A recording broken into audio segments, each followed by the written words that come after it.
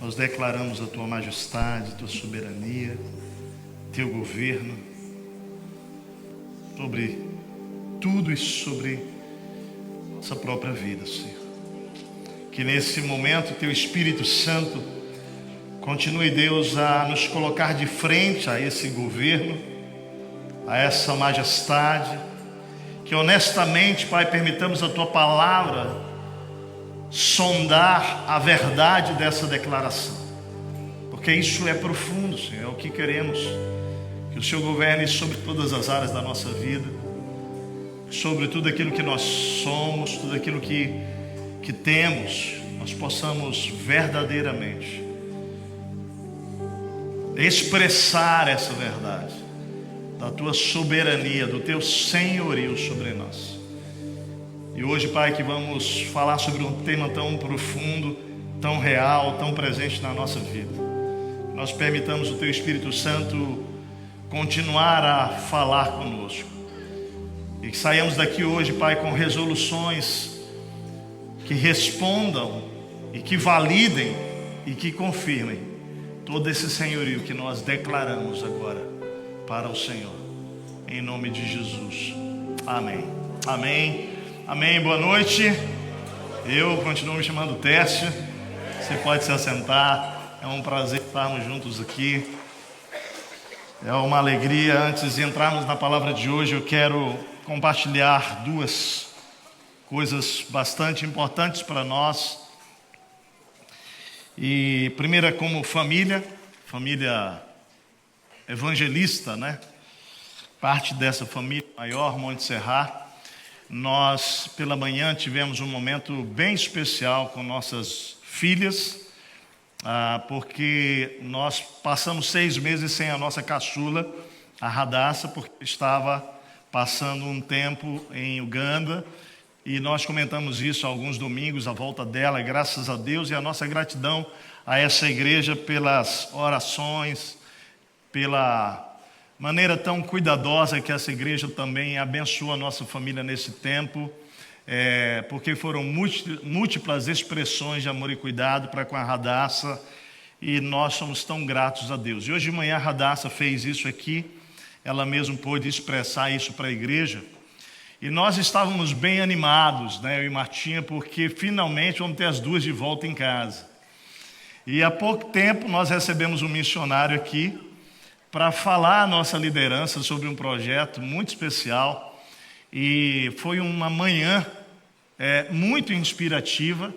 E nesse encontro a Laila, nossa primogênita, que está fazendo bacharel em teologia, seminarista dessa igreja, estava nesse encontro, e quando terminou ela nos procurou e disse: pai, mãe, eu vou trancar a faculdade por 6 meses e vou para esse lugar aí. Eu falei: não inventa, guria, agora que está tudo de volta lá em casa, né? Então, só para expressar para vocês, foi uma palavra de brincadeira para a Laila, mas dissemos: filha, vai orar, se Deus te confirmar isso, nós te abençoamos. Então, só para dizer para a igreja que nos próximos 6 meses, vocês raramente verão a Laila agora. A Radassa voltou, mas a Laila, domingo que vem, a gente já vai levar, eu prego de manhã em Gravataí, a gente almoça e depois a gente já viaja. E nós vamos então levá-la. Aqui em Santa Catarina o projeto, é uma parceria com um projeto canadense que trabalha voltado para jovens dessa geração. E foi muito legal porque nós estamos construindo o nosso hangar jovem, né? Então a Laila está indo com um desafio de oportunidade do crescimento dela pessoal, mas enquanto parte do Levi, parte dessa geração, ela vai poder também ir. A gente tem falado, vai como espia, né? Espiar a terra, aprender para ver o que isso pode somar na construção do nosso hangar. Então, orem pela Laila, agora nossa filha. Ela pausa o seminário, a faculdade de teologia, vai, passa 6 meses, até fevereiro que ela fica lá, e aí volta. Nesse inteirinho deve aparecer aqui umas 2, 3 vezes. Não quer perder o Atoto, porque para quem não sabe, está tudo certo que o Atoto, né, que é aquele coral jovem lá de Uganda, onde a Radassa estava, que já esteve aqui 2 vezes, vai estar de novo no Brasil e vai estar conosco aqui, então ver se ela consegue organizar para vir. Mas também volta aqui para Natal, e no mês de outubro ela tem uma semana, eu acho, 10 dias de folga. Fora isso, né, Tá tudo bem com a Laila, mas ela está lá em Schroeder. É uma cidadezinha desse tamanhozinho, numa montanha lá, Santa Catarina, vai ficar lá vivendo essa experiência que fala sobre... Ela vai ser treinada na área da cosmovisão bíblica contemporânea para lidar com jovens dessa geração. E dentro desse programa também falando e desenvolvendo essa cultura bíblica com experiências práticas em relação à formação de equipe, em relação a alguns desafios da vida prática para esse tempo e também algumas experiências de acampar e se aventurar no meio da mata lá, vivendo as coisas de sobrevivência lá. Isso tu quer mesmo? Então tá bom, a gente abençoa. Vai. E, gente, vou dizer, hein, Martinha, a gente está achando que Deus está preparando essas meninas para casar, porque Ele não deixa elas ficarem em casa. E o coração de pai já está ficando nervoso. Já está ficando assim, meu Deus, será que está chegando a hora, Martinha, do ninho vazio? Mas a gente sempre creu nisso, né? Que nossas filhas, elas não são nossas. Deus está dando a graça de nós sermos mordomos, instrutores, né, formadores delas, mas como a gente sempre ensinou para elas, e aqui vale a palavra para todos nós pais, né? Nós ouvimos isso quando elas nem nascidas eram ainda. Numa formação com um pastor falando sobre paternidade, ele disse isso para nós. Olha, criem a Laila e a Hadassah. Não eram esses nomes, criem as filhas ou os filhos. Com duas coisas, com raízes, porque onde quer que estejam no mundo sabem para onde voltar, mas não criem só com raízes, criem com asas, porque precisa voar. Então, nós estamos deixando elas voarem porque queremos que elas voem os altos sonhos de Deus para a vida delas, mas saibam que elas têm um lugar para voltar. Segunda palavra informativa para a igreja é sobre aquela reunião da segunda-feira com a Fundação Rubem Berta, que eu pedi oração aqui. Vocês se lembram? Quantos aqui se lembram desse pedido de oração? Vem um feedback daquela reunião.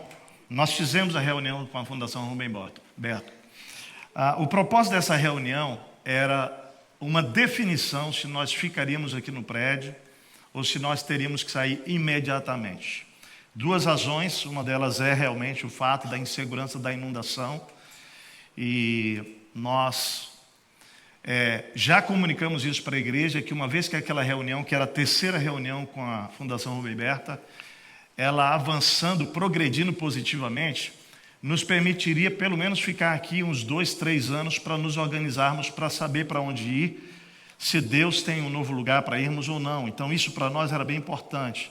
Mas ficando, dando tudo certo naquela reunião, ficaríamos aqui, mas nos reorganizando de uma maneira diferente, porque para nós voltarmos a estar estruturados como antes, o investimento seria de R$1,5 milhão, porque isso é o prejuízo.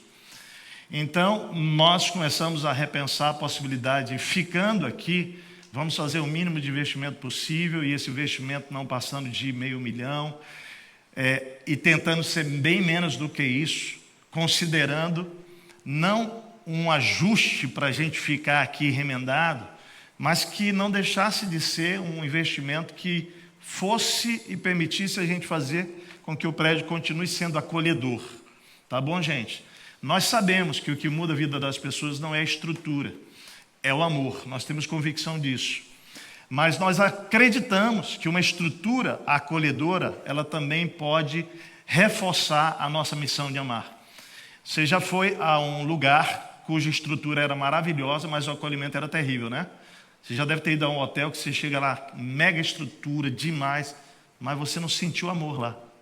Aí você vai numa pousadinha bem pequenininha, bem simples demais, só que tem um negócio. Eles te fazem sentir rei lá. Ou seja, claramente para nós, a estrutura não ama, né? Mas a estrutura pode servir para amar.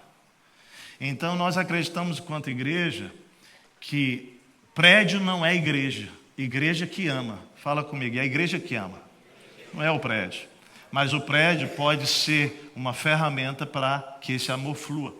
Então a gente organizou tudo para tentar fazer uma administração diferente caso a negociação avançasse positivamente. E eu quero dizer para vocês que aconteceu um milagre diante das orações nossas. Porque diante de tudo que vinha vindo, a gente estava percebendo uma dureza do coração, porque nós entendemos, pela lei, né, que o locador precisa assumir a responsabilidade de organizar para o locatário voltar a atuar aqui. Isso é o que a lei diz. Porém, nós sabemos que a Fundação Roberto Varig faliu e tudo mais, tem todo um cenário, e nós sempre fomos co-participantes com a Varig aqui, de tornar esse lugar melhor, porque a gente entende que discípulo de Jesus chega no lugar e torna melhor do que ele era. E nós queríamos abençoar dessa maneira. Então, na conversa com a Varig, não havia muita negociação para eles assumirem corresponsabilidade conosco. Mas nós oramos, não oramos? Eu quero dizer o que foi o resultado da conversa daquela segunda-feira. A Fundação Rubem Berta decidiu fazer um aluguel para os próximos 3 anos, diluindo dentro desse aluguel um valor de desconto para nós de R$ 488.484,42.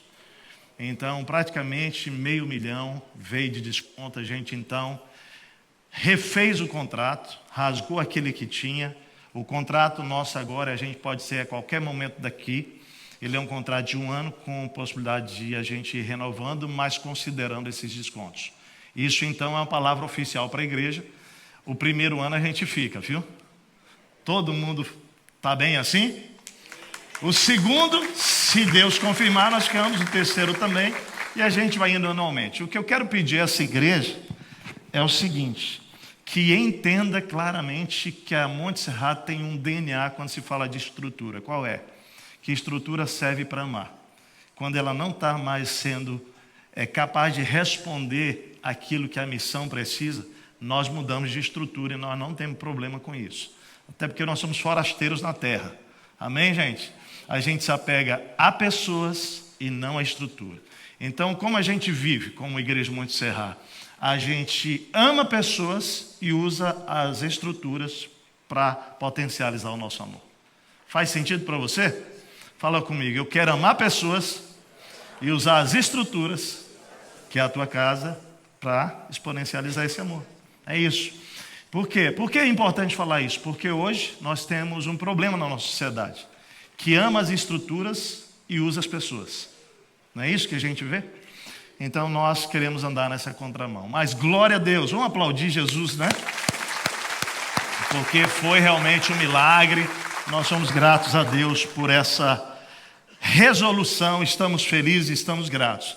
E já trago a informação para vocês que Deus tem planos, nós não sabemos, mas nós temos uma família dessa igreja que nos procurou, dizendo: pastor, eu estou querendo comprar um terreno e construir o prédio da igreja lá e alugar para a igreja lá, pelo menos o prédio fica como a igreja quer e fora da zona de risco.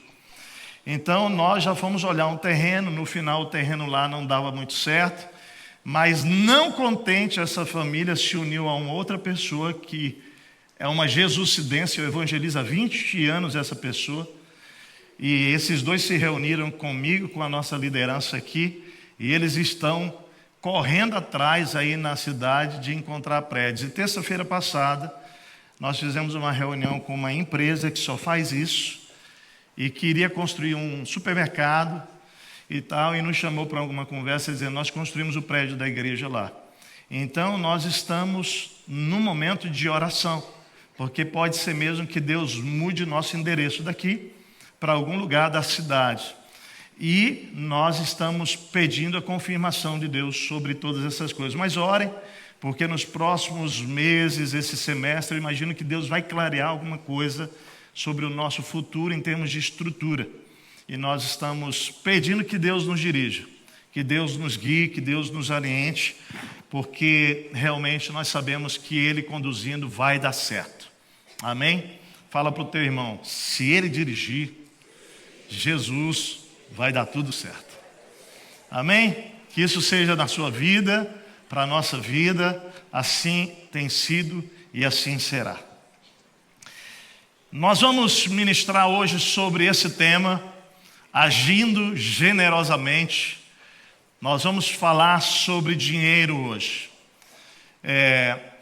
E eu queria começar esse tempo de reflexão, falando que tem sido um privilégio como igreja.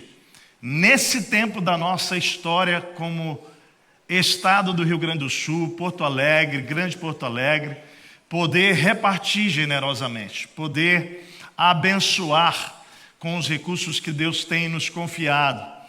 E hoje à noite o nosso tema ele é bastante importante, porque você sabe que isso é um trocadilho acerca daquele filme Divertidamente, por isso que a gente destacou a mente ali. Porque o filme ele propõe uma profunda reflexão. Quantos aqui assistiram Divertidamente 2, 1 e 2 ou 2 agora? Recomendo para você assistir, porque ele vai abordar realmente o aspecto de como nós, na nossa formação, vamos construindo conceitos verdadeiros ou falsos na nossa mente.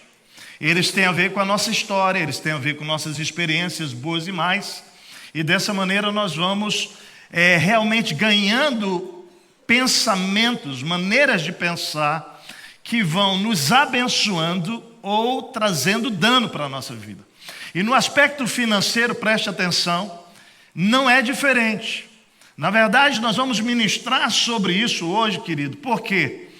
Porque o poder que a nossa história tem de vida na relação com o dinheiro, na relação com as finanças, na experiência da sua vida, da minha vida, enquanto manuseio do dinheiro, enquanto administração do dinheiro, enquanto as experiências financeiras do teu pai, da tua mãe, do teu avô, da tua avó, da tua enquanto família, da tua enquanto jovem, adulto, né? Depois que você passou a administrar, ela é múltipla, é variada e ela é construída pela experiência da nossa vida.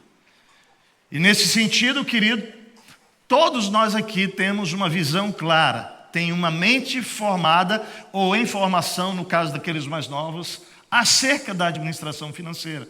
Porém, nós nos convertemos a Cristo. E quando nos convertemos a Cristo, Deus começa a operar na nossa vida em vários aspectos, e como a vida financeira envolve o meu dia a dia, o seu dia a dia, deixa eu te dizer uma coisa. A palavra de Deus precisa transformar a nossa mente naquilo que nós criamos até a conversão. Então, o meu intuito hoje aqui, com temor e tremor, é convidar você a fazer uma reflexão bíblica para que você saia daqui hoje determinado a agir generosamente. Mas com que mente?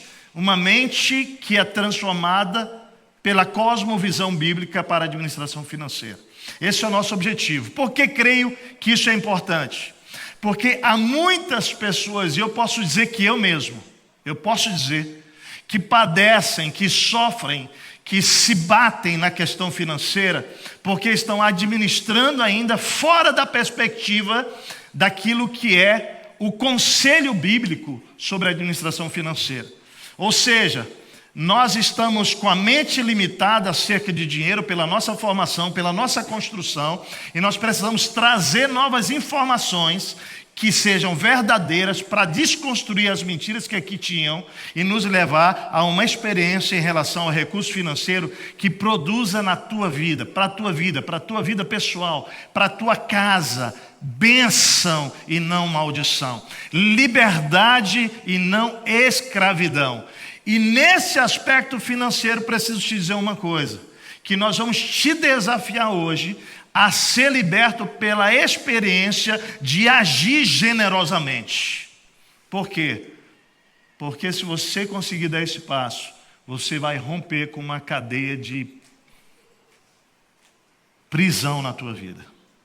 E como igreja, para nós como organização, mas sobretudo organismo vivo, que é a igreja, eu quero te dizer que tem sido maravilhoso a gente passar por esse tempo agora e a gente poder, no meio da escassez, no meio da dificuldade, dízimo diminuiu, aconteceu sério, mas a gente continuar abençoando e amando pessoas e não parando. Sabe por quê? Porque princípio não tem a ver com circunstância. o princípio, ouça o que eu vou dizer, o princípio, ele se fortalece mais ainda diante das circunstâncias adversas. Então pega isso e celebra um pouco daquilo que são esses vídeos e testemunhos que repercutem um pouquinho do que a igreja está fazendo nesse período de dificuldade. Vamos celebrar juntos. Fala, Igreja de Monte Serra.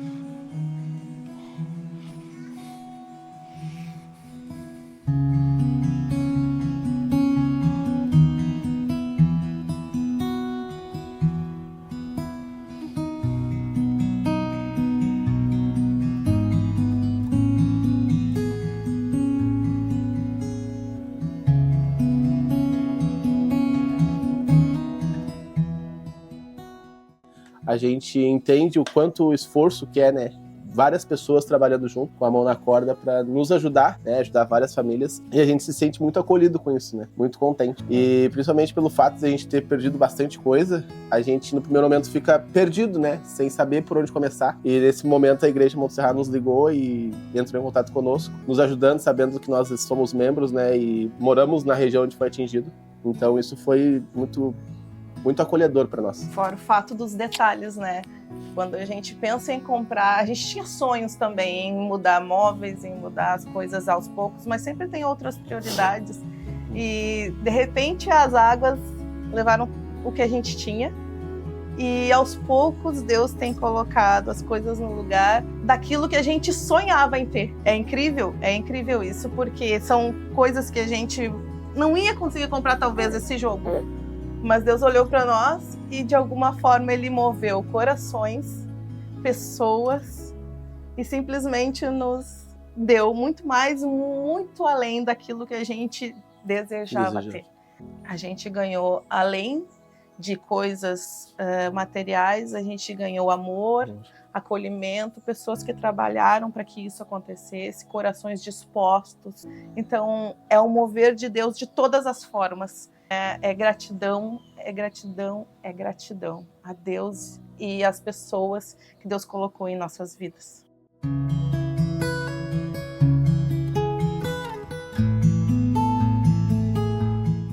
Olá, amada igreja, eu sou Alexandre, minha esposa Thaís, Carolina, nós somos pai da Hannah e do Davi. Queremos primeiro agradecer a Deus pelo cuidado dele conosco, com a nossa família. Queremos agradecer a nossos amados irmãos da igreja, pela igreja, pelo cuidado que ela tem tido conosco, desde o primeiro princípio da ligação, do cuidado, da oração, do acolhimento. E hoje nós estamos recebendo as ofertas aqui, os armários, a máquina de lavar, geladeira, fogão, e agradecemos por esse amor, por esse carinho. Que Deus abençoe a vida de cada um de vocês. Muito obrigada mais uma vez. É uma forma prática, né? A gente recebe todas as coisas, as palavras, com muita gratidão, mas essa é uma forma prática que a igreja está demonstrando amor, e isso sem dúvida nenhuma mexe com o coração da gente e nos torna mais agradecidos, e percebemos o cuidado de Deus com cada coisa, porque quando acontece uma coisa dessas na vida da gente, a gente nunca sabe quanto tempo a gente vai levar para conseguir as coisas, e Deus nos surpreendeu de uma forma maravilhosa. Muito obrigada a todos, Deus abençoe. Amém. Tudo tem um propósito, não foi por acaso, por trás disso tem um propósito maior, e muito obrigado. Quem sabe a gente consiga interpretar tudo isso, Deus nos fale com a gente o porquê. Muitas coisas a gente já sente, mas o porquê disso ter acontecido foi porque Ele deixou. E se Ele deixou, tem alguma missão, algum propósito atrás. E nós queremos, em nome de toda a nossa família, expressar nossa gratidão por esse momento onde faltou o chão, mas Deus nos resgatou, nos fortaleceu e nos faz seguir com a esperança de um dia melhor, e também a gente poder retribuir aqueles que também precisam, né? O nosso muito obrigada por tudo que nós estamos recebendo, não em forma de móveis ou assistências materiais, mas do amor que circula entre os nossos irmãos. Esse foi o dom mais precioso que a gente pôde experimentar em todo esse momento de caos que vivemos e que ainda estamos vivendo, mas com a esperança daquilo que está no porvir, de que o fim sempre é melhor do que o começo.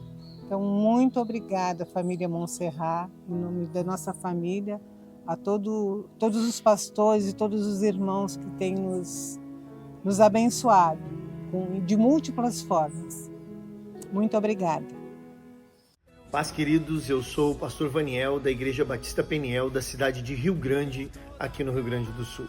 Eu queria agradecer a Deus, em primeiro lugar, a Igreja Batista Montserrat e a PIB de Curitiba, que prontamente foram um instrumento de Deus para a nossa vida. Agradecemos a Deus pela vida de vocês. O Salmo 121 diz: elevo meus olhos para o monte, de onde me virá o socorro? Essa pergunta de Davi, se reflete hoje também na nossa vida, e talvez muitos de nós pensamos isso, e eu também: de onde virá o socorro? Sabíamos que vinha do Senhor, mas vocês foram um instrumento da parte de Deus. Vocês foram o socorro de Deus, bem presente nesse tempo de angústia, para acalentar o nosso coração e ver a mão de Deus presente todos os dias. Que Deus recompense abundantemente a toda a Igreja Batista Montserrat, a PIB de Curitiba. Que Deus abençoe e frutifique essa semente na minha vida, na vida da minha família e de muitos outros aqui no Rio Grande do Sul. Que Deus os recompense abundantemente. Saiba que você que é parte dessa igreja tem participado de tudo isso. Deus tem usado a nossa igreja para suprir famílias da nossa igreja que passaram pela inundação, as famílias do Projeto Sabiá, as famílias do nosso Projeto SEV que passaram pela situação, famílias pastorais como o Vaniel, que lá em Rio Grande a casa dele foi invadida, não é? Nós estamos abençoando vários pastores que tiveram também não só sua casa, mas o prédio da igreja. Nós estamos abençoando alvos de amor, pessoas que temos partilhado Jesus com eles e que tomamos ciência dessa situação e que podemos amar de maneira prática. Você que é parte dessa igreja, saiba disso. A igreja tem repartido nesse momento de múltiplas maneiras esse amor, agindo generosamente como Deus faria e como Deus já fez através de Jesus. Agora, olha só que detalhe importante, pensar que tudo isso é uma maneira de tornar Jesus cada vez mais visível para as pessoas, é tornar Jesus evidente. Nós não estamos fazendo isso levantando o nome da Igreja Batista Montserrat. Onde nós temos chegado e com quem temos repartido, temos dito, é Jesus quem tem suprido você. A Igreja Batista de Curitiba, a primeira Igreja Batista, compartilhei já isso com a igreja, enviou nesse período de escassez 2 ofertas de R$300 mil para a nossa igreja.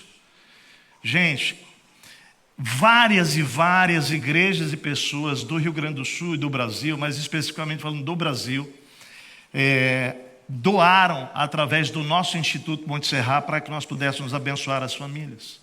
Mas a Igreja Batista Montserrat enviou esse dinheiro dizendo: pastor Técio, esse dinheiro é para ajudar na reconstrução do prédio, ou se vocês forem para outro lugar. Nós então fizemos como sempre fazemos, nós tiramos 10% desse valor das 2 ofertas, hoje somados R$60 mil, e nós estamos com esse valor abençoando pastores e igrejas do Rio Grande do Sul, especialmente que não são batistas, porque o nosso projeto da Convenção Batista está no Brasil inteiro mobilizado para isso, mas várias igrejas do nosso estado que não tem uma outra igreja parceira estavam numa situação bem complexa e nossa igreja tem podido abençoar, além, naturalmente, de alguns irmãos batistas que não foram contemplados naquela forma de atuação da convenção. Então, gente, é um privilégio, saiba disso, que Deus tem nos dado esse privilégio. Glória a Deus, né, gente? Esse é realmente o nosso ministério, amar como Jesus amou na cidade.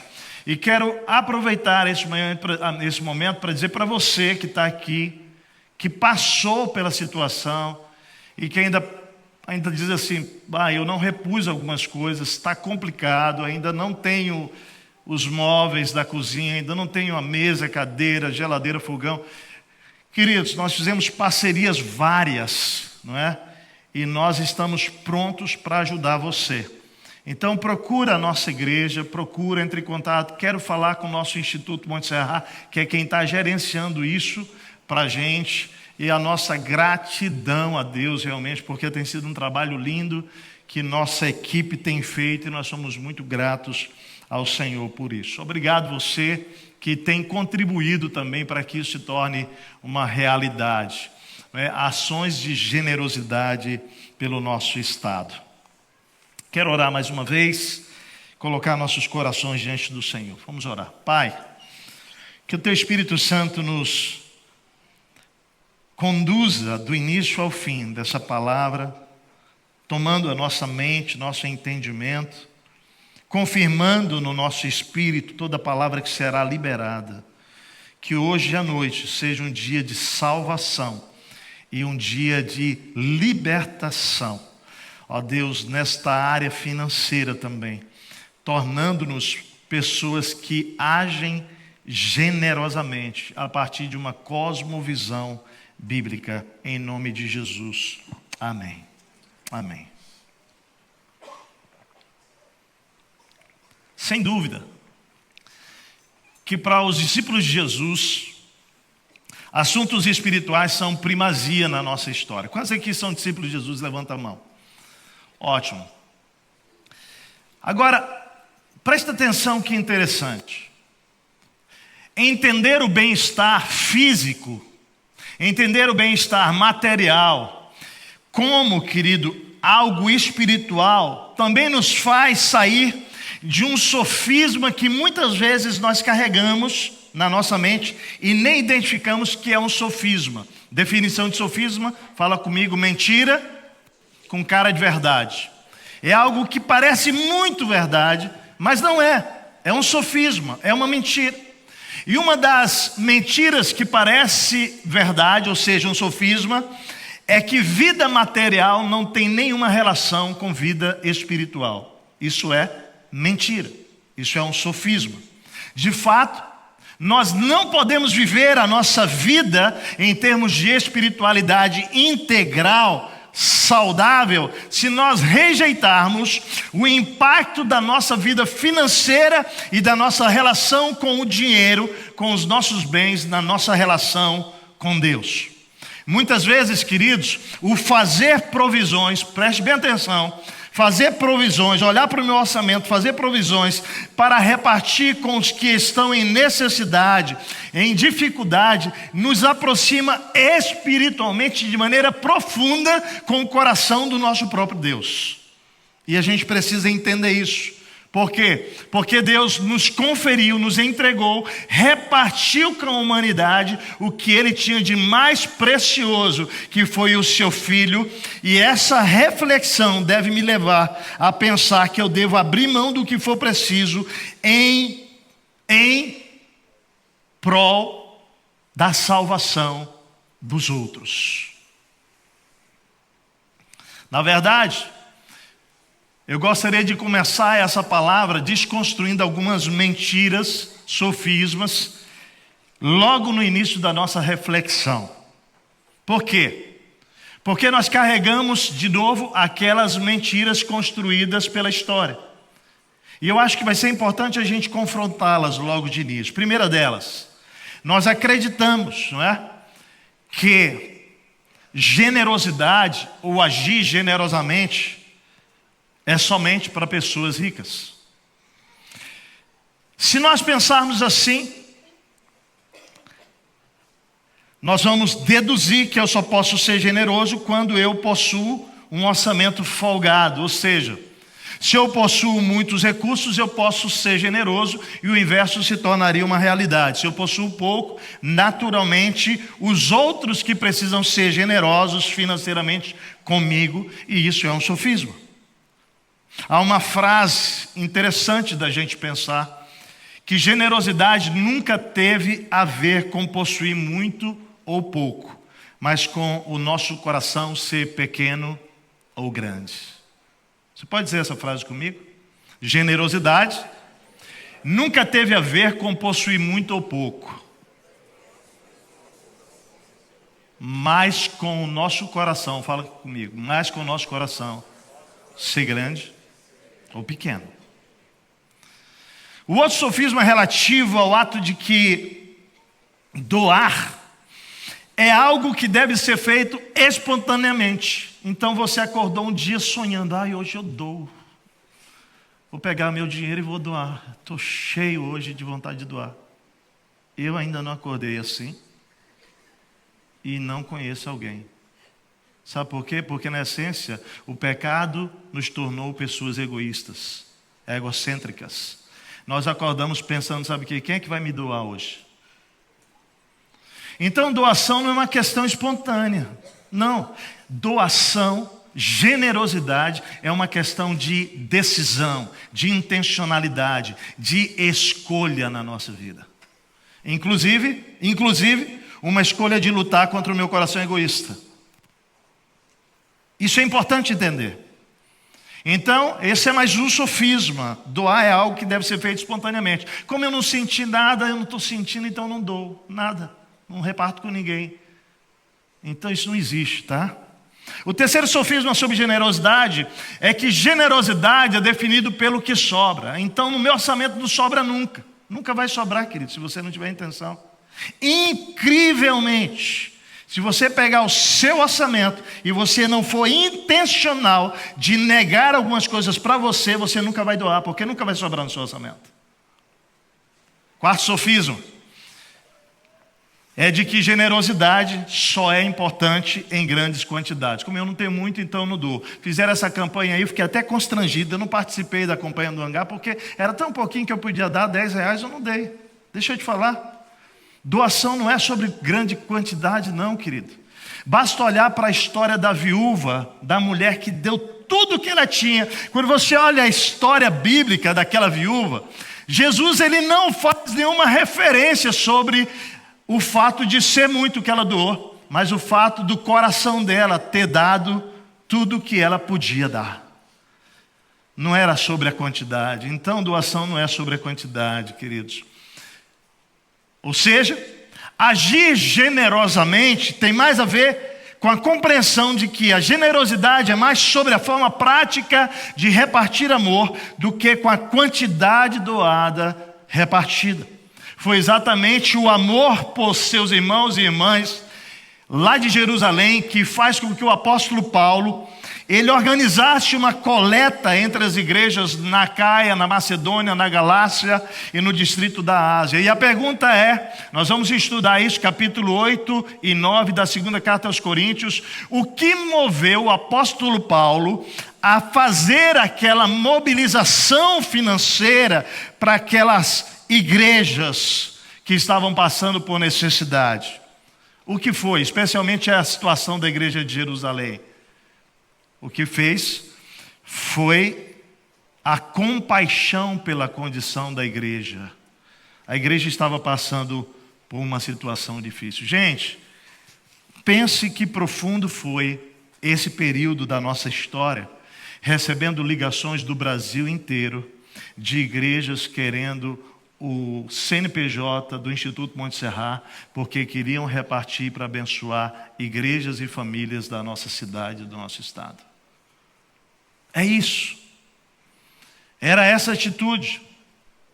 Deixa eu te ajudar a entender biblicamente o que estava acontecendo para que o apóstolo Paulo fizesse uma campanha financeira entre as igrejas dessas regiões para abençoar Jerusalém.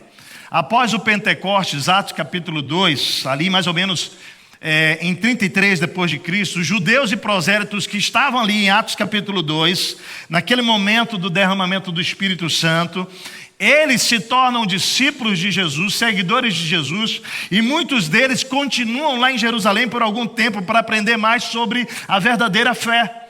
Você olha para o texto bíblico que você viu, não é? Quantas 3.000 pessoas se converteram naquele dia Pentecostes lá. Foi uma experiência extraordinária. A igreja nasce em Atos já com um coração de generosidade. Eles já nascem repartindo uns com os outros. Por quê? Porque naquela multidão de 3.000 pessoas tinha gente passando por dor, por necessidade. Então a Bíblia diz que eles vendiam e davam, eles vendiam e repartiam. Havia uma cultura naquela igreja que nascia, que a gente chama a igreja primitiva, que ninguém passasse fome. Por isso, querido, que no capítulo 6 registra a igreja se movimentando em relação às viúvas gregas, porque elas estavam sendo esquecidas, enquanto que as judias estavam sendo atendidas. Então se move ali 7 homens, e é tão lindo ver que são homens cheios do Espírito Santo, de sabedoria, homens de bom testemunho. Você diz, cara, para ir lá levar o quilo de amor, tinha que ser gente cheia do Espírito Santo, cheia de bom testemunho e gente que realmente pudesse ter sabedoria. Por que você acha que isso diz no texto? Porque pessoas machucadas e feridas, quando acolhem irmãos levando o quilo do amor, pode fazer fofoca, pode falar uma maledicência, e quem tinha que estar lá tinha que ser cheio do Espírito Santo. Para acalmar o coração, dar uma palavra de sabedoria. Você já viu gente que está passando por dor, necessidade, que não enxerga nada? Muitas vezes. Às vezes a gente acha, não, isso é um servicinho qualquer, pega o quilo do amor e leva lá na casa do irmão. Não, não. Você tem que mandar gente que pode ser ministro no coração daquelas pessoas lá. Só que veja bem, era a igreja. Não era um pastor que estava indo lá, não. Era a igreja. Eram os discípulos, que eram discípulos cheios do Espírito, cheios de sabedoria, cheios de bom testemunho. Mas por volta do ano 49 depois de Cristo, olha só, o Pentecostes foi em 33. Em 49 depois de Cristo, o apóstolo Paulo, ele já era o Paulo, ele vai ser enviado para pastorear os gentios, para pregar os gentios, e a gente vai encontrar Pedro, Tiago e João chamando Paulo e dizendo para Paulo assim, Paulo, a fome está vindo, está pegando pesado, e você precisa ter um ministério. E Paulo, onde ele chegava, ele alcançava pessoas da sociedade que eram influentes. Então Pedro, Tiago e João chamam Paulo e dizem assim, você precisa também olhar para os pobres, para os necessitados. E é nesse momento, querido, que o apóstolo Paulo ele vai ser instrumento de Deus para levantar um fundo financeiro para os cristãos pobres da Judéia. E aí nós já estamos no ano 55 depois de Cristo, 33 foi o Pentecostes, agora lá em 55 depois de Cristo. Então ele vai escrever à igreja da Galácia. Olha o que ele escreve, ele diz assim, quanto à coleta que é para os santos, assim como dei ordens à igreja da Galácia, fazei do mesmo modo também vós. Todo primeiro dia da semana, cada um de vós na sua própria casa, ponha algo de lado em reserva, conforme tiver prosperado. Ou seja, você que é discípulo, separa toda semana lá parte do quilo do amor, de acordo com o que você prosperou aquela semana, separa. Agora veja bem, isso aqui não é dízimo, tá gente? Não é dízimo, isso aqui está falando de oferta. É importante entender isso. Algumas pessoas usam o texto de 2 Coríntios 8 e 9 para falar em defesa de que no Novo Testamento não tem dízimo. Não é verdade. Primeiro que o Novo Testamento fala de dízimo, só que a preocupação do Novo Testamento não é mais informar a igreja, a cultura judaica em relação a dízimo, porque até hoje o judeu é dizimista. Presta atenção. Toda a cultura sobre dízimo, ela é veterotestamentária enquanto construção. Por quê? Porque Deus estava formando uma nação. Então, na formação da nação, Deus vai bater sobre isso. Sobre o dinheiro, 10% você tira e devolve para o Senhor. Da tua plantação, 10% da tua colheita devolve para o Senhor. Consagra ao Senhor. Consagra ao Senhor. No Novo Testamento, querido, isso já é cultura judaica. O conceito não é mais sobre dízimo. Ele quer dizer o seguinte, não é só dízimo. Você precisa ser uma pessoa que oferta. Ou seja, além do 10%, além do dízimo, você precisa tirar do teu orçamento recursos para o outro. Por quê? Preste atenção. Porque o privilégio do dízimo é a igreja administrar para abençoar e fazer o avanço do reino. Mas o privilégio do discípulo é eu tirar dos meus 90% para abençoar o outro que tem necessidade. Então aqui há um conceito importante, presta bem atenção. O dízimo, quem vai administrar e prestar contas a Deus é a liderança pastoral. Você consagra e a liderança da igreja vai responder para Deus sobre isso. Deus vai pedir contas de cada um dos líderes de uma igreja como eles administraram os 10% que foram consagrados a Deus. Mas a oferta, presta atenção, o mesmo temor que um pastor, uma liderança espiritual tem que administrar os 10% de cada pessoa que é dizimista, inclusive do recurso que o pastor dizima também, não é só o povo. O pastor não entra no céu, gente, só entra discípulo no céu. Então o pastor também, ele consagra em dízimo, presta atenção, o mesmo temor você precisa ter para administrar os 90%. A mesma responsabilidade. Por quê? Porque tudo é dele.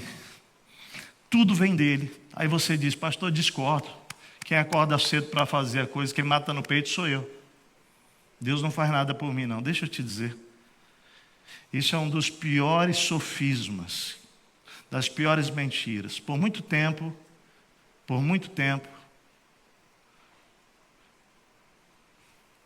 eu achei que era assim. Não depois de convertido. Mas olha só, Deus já tocou na tua vida algumas vezes que você não pôde produzir riqueza. Se Deus não te der saúde, você não levanta amanhã, querido. Se Deus tirar a tua mente, a tua razão, a tua lógica, você não consegue produzir riqueza, não produz nada. Ou seja, na verdade, Deus trabalha em nós e nos dá condição de produzir. Esse é o processo. Então, amados, Paulo está construindo um conceito muito importante. E aí ele vai dizer para a igreja sobre oferta, não sobre dízimo. Olha só, presta atenção. Faça cada um conforme tem resolvido no seu coração, não de modo ressentido nem sob constrangimento, pois Deus ama o que dá com alegria. E aí, claro, isso aqui vale para dízimo e vale para oferta. E é inspirado nesse momento da história da igreja do Novo Testamento, que eu quero te ajudar, querido, a hoje sair dizendo, Pai, eu quero agir generosamente na minha vida. Eu quero começar dizendo dos 4 elogios que ele faz para a igreja da Macedônia, quando ele vai ensinar a igreja de Corinto. O primeiro elogio que ele faz para a igreja da Macedônia é dizer que eles foram transbordantes em rica generosidade. 2 Coríntios 8, versículo 1 e 2. O segundo elogio é que ele fala que a igreja da Macedônia contribuiu na mais severa tribulação e extrema pobreza. Ou seja, eles estavam passando por uma severa tribulação e eles disseram, não, mas nós queremos contribuir com os irmãos de Jerusalém, nós vamos dar. É o cara que está passando lá por maus bocados da inundação, mas está dizendo, não, mas eu também quero abençoar. Eu posso abençoar com R$1, eu não posso abençoar com 100, mas com 1 eu posso também. E eu faço questão de abençoar com 1. Então os irmãos da Macedônia tinham esse caráter. Nós não vamos deixar de fazer na dificuldade, porque princípio você vive ainda mais na dificuldade. E aí o terceiro elogio que Paulo fala é que eles entenderam que repartir era um privilégio financeiramente. E em quarto lugar, eles demonstraram visivelmente que antes de entregar o dinheiro, eles já tinham entregues a si mesmos a Deus. E aqui há uma absoluta verdade. Você não consegue dar do que você tem se você primeiro não der de si mesmo. Fala comigo, eu não consigo dar do que eu possuo se eu primeiro não me der para Deus. Esse é um princípio. Então, queridos, quais são os 8 princípios de generosidade que Paulo vai lembrar à igreja de Corinto, que eu quero repartir com vocês? Primeiro, olha lá, agir generosamente é um ato de graça.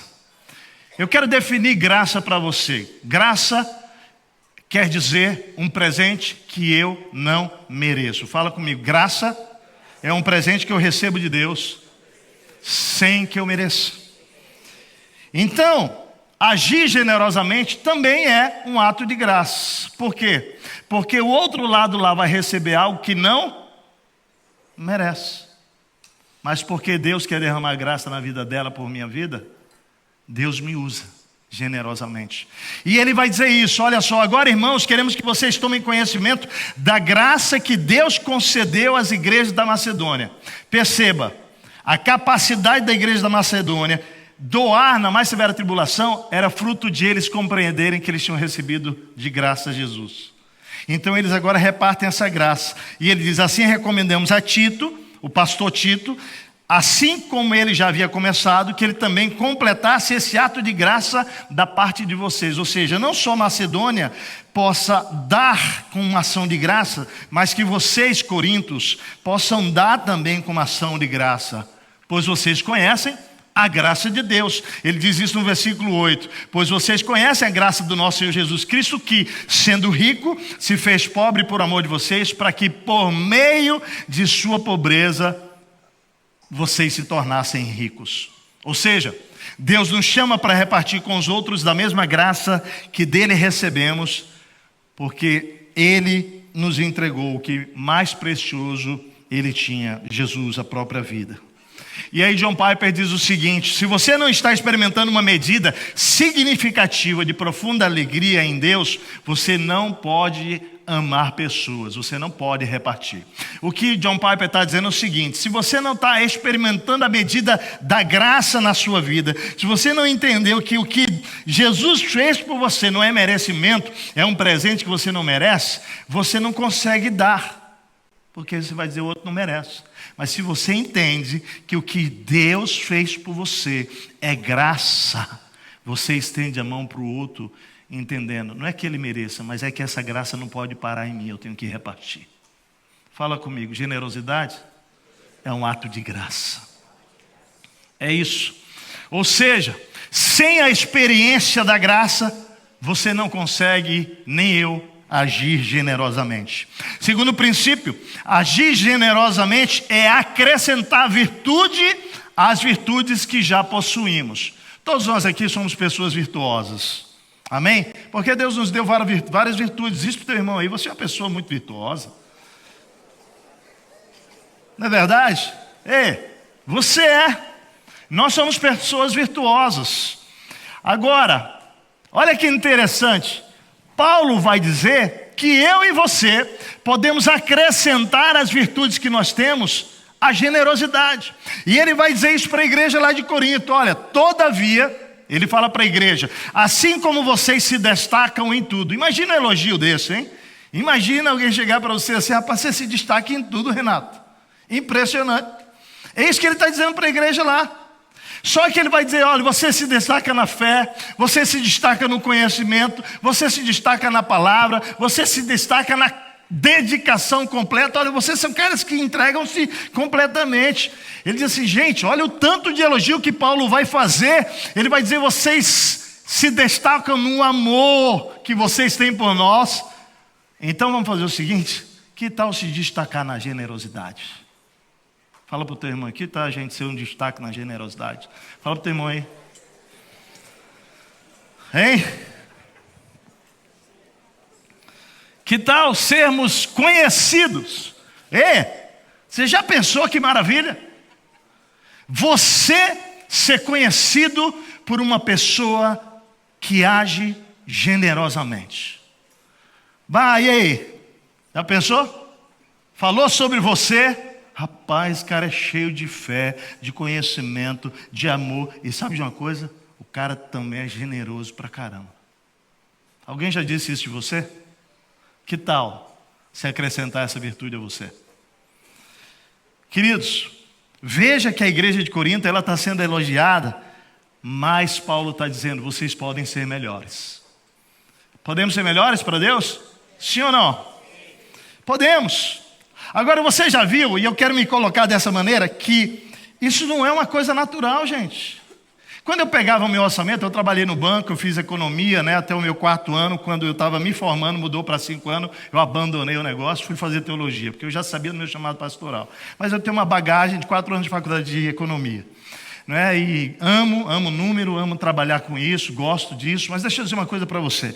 Quando eu ganhava o meu dinheiro lá, com 18 anos, que eu já trabalhava no Banco Bradesco, eu gastava 100% comigo. Na verdade, eu já sabia do princípio do dízimo, então eu dava o dízimo. Mas eu não dava oferta. Eu dava 10% e os 90% eu gastava. Eu nem perguntava para Deus com o quê. Eu queria, eu gastava. A maioria de nós, queridos, administra recursos sem muitos valores por trás. O que eu pretendo hoje, agora com você, é te ajudar a administrar teu recurso a partir de princípios e valores. Por quê? Porque a bênção de Deus vai recair sobre tua casa. Vai recair de maneira abundante. Eu posso te dizer por por experiência prática. À medida que Deus foi transformando a minha vida e me ajudando a construir um orçamento a partir de valores, tudo mudou na minha vida. Então, eu posso te dizer que as maneiras que a gente pensa, eu queria que você olhasse esse gráfico aqui, olha só. Eu queria que você falasse comigo: dízimo, ofertas, investimentos. Sabe aquilo que o investimento pode ser também colchão, né? Aquilo que você guarda, né? Que você pode estar guardando no investimento, mas ele também é usado para uma provisão de uma inundação, por exemplo. Tá legal? E a última parte lá fala de quê? Despesas fixas e variáveis. Vamos colocar aqui dentro desse orçamento, pode ser diferente, eu estou dizendo exatamente como eu administro com a Martinha. Despesas fixas e variáveis, eu ponho dentro desse orçamento alguma coisa que às vezes pode ser uma saída com as meninas para um passeio, tá? Variável, não é sempre, mas de vez em quando acontece. Eu tenho lá isso dentro do meu orçamento, o percentual para o variável. Às vezes é remédio que não tinha previsão para aquele mês, eu vou ter que comprar. Entendeu, gente? Mas está lá dentro do meu despesas fixas e variáveis. Então, olha só, a maioria de nós pode ser a pessoa A. A gente não dá dízimo, não dá oferta, não dá investimento, mas a gente gasta tudo com as despesas. 100% do meu orçamento. Mas eu posso ser a pessoa B, que eu não dou dízimo, eu não dou oferta, mas eu, pelo menos, tenho lá uma garantiazinha, um investimento e o restante eu gasto. Tá? Ou eu sou a pessoa C. Não, eu até sou dizimista.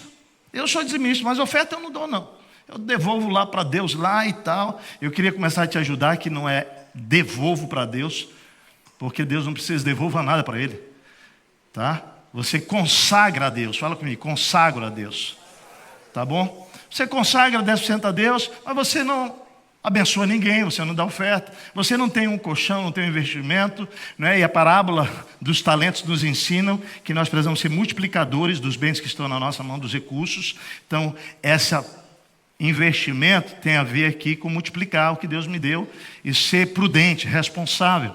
E despesas fixas e variáveis. Então, a pessoa C, ele dá o dízimo e ele gasta o resto. A pessoa D, ele dá o dízimo, ele até dá a oferta, mas ele tem despesas fixas, mas investimento não. Então, quando ele é pego numa surpresa de uma doença, de um inverno da vida, porque a Bíblia também ensina sobre isso, que a gente deve ser como as formigas que no verão trabalha para que no inverno coma. Então, a gente do orçamento trabalha e põe um percentual para o inverno da vida. Quando bate na tua casa uma inundação, uma tempestade, você tem ali um recurso que pode te ajudar a superar 3, 6 meses, 9 meses. Respirei e fui. Entendeu?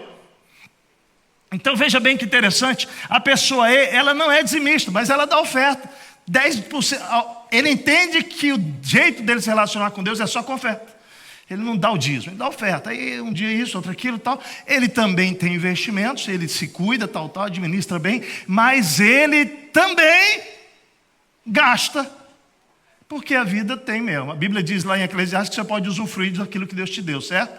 Esse último aí tem base bíblica também. Os 4 aqui tem base bíblica. Então, olha só. Se você nunca montou orçamento dessa maneira, eu queria te encorajar a partir de hoje montar o teu orçamento assim. Eu quero mostrar como eu trabalho com o meu orçamento com a Martinha. Tudo bem? Lá em casa, como é que é? Pode abrir o próximo. Está aqui, ó. Nós demos nome para o nosso investimento financeiro, para a nossa administração financeira. Tem nome. O primeiro lá é o quê? Quanto é que aparece lá? Gente, eu recebo o meu sustento com a Martinha, nós não pensamos em cima de 100%. Nós pensamos em cima de 90%. Porque 10% nós consagramos a Deus. Não existe na nossa vida isso. Eu não toco nesse dinheiro, esse dinheiro não me pertence. Os 10% é do Senhor e eu consagro a Ele. Agora, quando você consagra os 10% a Deus, você precisa aprender um princípio. Malaquias diz que os 90% ficarão consagrados agora, debaixo da proteção de Deus. E que Ele não permite que a peste venha e coma dos 90%. Você está protegido. Isso é um princípio espiritual. Consagre 10% e os 90% Deus se compromete em guardar. E aí o que você faz com os 90%? Você pega e você abençoa o outro. Você põe lá compaixão. O princípio primeiro é consagração. Lá em casa o segundo valor é compaixão. Eu preciso sentir compaixão pelos que estão à minha volta. Eu não posso pegar os 90% e pensar só em mim. na Marta, na Laila, na Radassa. Não, eu tenho que repartir. Então você pode colocar o que você quiser nesse percentual. Eu coloquei aqui o da minha casa. Gira em 1 a 10%. Quando a gente casou, a gente aplicou o princípio da generosidade nas ofertas já. Girava 1% e a gente foi aumentando. Isso vai variando de acordo com as circunstâncias. Às vezes você está com 8%, com 10%. A gente recentemente estava com 12% nessa parte de compaixão. Agora, no tempo da inundação, nós estávamos fazendo uma reserva lá do investimento, que era para a viagem nossa de férias de janeiro. Deus mandou tirar tudo para abençoar as famílias que estavam passando necessidade da igreja. Zeramos. Está tudo bem. Está tudo bem. Porque agora é hora da gente socorrer uns aos outros. Eu não posso ficar com dinheiro no banco com gente passando fome e necessidade. Entende isso, esse princípio? Então, o terceiro princípio é o investimento. É o inverno. É você guarda lá. Você tem responsabilidade com isso. Você multiplica. E o quarto é a celebração. Faz comigo assim. Você está celebrando a vida, gente. Porque Eclesiastes fala isso, né? Que você pode celebrar, você pode comer com os teus filhos, com amigos, fazer festa. Você vai ver a vida. É o teu dia a dia. Está tudo certo. Agora, o que eu gostaria de ensinar, o princípio para a igreja, é que tente viver no teu tempo de celebração, que é o dia a dia e o variável, com 88% no máximo do teu orçamento. Porque 10% você consagrou e você começa a partir de hoje a aplicar o princípio da compaixão e da multiplicação. Inclusive nós vamos botar um C ali no lugar de multiplicação, vamos botar construção, tá? Ou crescimento, porque o objetivo desse é você ir construindo na sua vida, multiplicando o recurso que Deus te deu. Vamos fazer os 6 ali para ficar bem. Mas a ideia é que você começa com 1%. Pastor, eu não posso lá tirar para investimento. Mas você pode 1%. Porque aqui o objetivo nosso é a gente começar a aplicar uma administração a partir de valores da palavra de Deus e princípios. Daqui a pouco você está lá com 10% para compaixão, com 10% os economistas vão dizer, olha, do teu recurso, separa 10% ou 15% ou 20% para investimento. Vive com menos do que isso. E aí você vai aprender a viver com 60%. Porque se você fizer 10% para investimento, 10% para o dízimo, 10% para a compaixão, 10% para o dízimo e 20% para o investimento, você vai viver com 60%. De novo, nós estamos vivendo a partir de princípio. E nós estamos aprendendo algo extraordinário. Sabe o que é? Preste atenção. Que nós vamos estar acrescentando virtude às virtudes que nós já temos. Fala para o teu irmão isso aí. Vamos acrescentar virtude nessa área da nossa vida? Vamos sim, tá? Vamos sim. Creia, agir generosamente é acrescentar virtude às virtudes que já possuímos. Em terceiro lugar, agir generosamente é um ato sincero de amor. Paulo diz, não estou dando uma ordem, mas quero verificar a sinceridade do amor de vocês, comparando com a dedicação dos outros. E aí, John Piper fala o seguinte, a generosidade não nos faz merecer a vida eterna, mas ela mostra onde está o nosso coração, se está em amar pessoas ou amar o dinheiro. Então, como a gente precisa pensar sobre isso? O quarto princípio de agir generosamente é que agir generosamente nos torna ricos espiritualmente. Jesus nos ensina isso. Ele fala, pois vocês conhecem a graça do nosso Senhor Jesus Cristo, que sendo rico se fez pobre por amor de vocês, para que por meio de sua pobreza vocês se tornassem ricos. Me parece que nós podemos entender aqui o seguinte, que Jesus vai nos ensinar o que é verdadeira riqueza. É abrir mão de nós, nos empobrecemos para tornar os outros ricos. Então, Tim Keller ele fala o seguinte, que a solução para a mesquinhez, que é uma batalha que o ser humano tem, é a reorientação à generosidade de Cristo, de como Ele derramou sua riqueza sobre você e sobre mim. Agora você não precisa mais se preocupar com dinheiro. Por quê? Porque a cruz prova o cuidado de Deus por você e nos dá segurança. O quinto princípio é que agir generosamente requer ação completa. Olha que coisa linda. O apóstolo Paulo ele vai nos ensinar algo profundo aqui. Por quê? Tudo que nós começamos bem, nós precisamos concluir melhor ainda. Você concorda com isso? Começa bem, termina melhor. Paulo fala isso. Esse é o meu conselho. Convém que vocês contribuam, já que desde o ano passado vocês foram os primeiros, não somente a contribuir, mas também a propor esse plano. Ou seja, a igreja de Corinto que tinha proposto esse plano de ajuda à igreja em Jerusalém. E Paulo estava dizendo o seguinte: vocês desanimaram, cara.